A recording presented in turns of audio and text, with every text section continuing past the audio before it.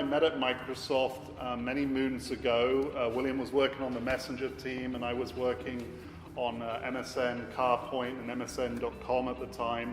And we were really excited about the new and emerging web at that time. That was the big revolution that was taking place, and both of us wanted to be on the forefront of that big wave. Nowadays, that feels like the good old turn of the century or something like that. It feels like a really long time ago, but we've been through the web revolution, the mobile revolution with things like the iPhone and Android and all those devices.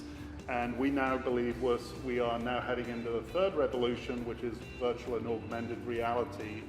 And as a company, 8ninths wanted to position itself to be at the forefront of that. And so we really took a lot of the skills we've developed over the last 9 years of business in building high-end custom solutions on a variety of different platforms, and then apply those skill sets to a completely new realm, which is these spatial-based environments where you're no longer designing for a two-dimensional monitor screen or a phone screen. You really have to think about 3 dimensions, which sounds trivial on the surface, but is actually a really complex new set of challenges that we really pride our team having just an amazing sense of design and development in order to execute on the solutions that we build.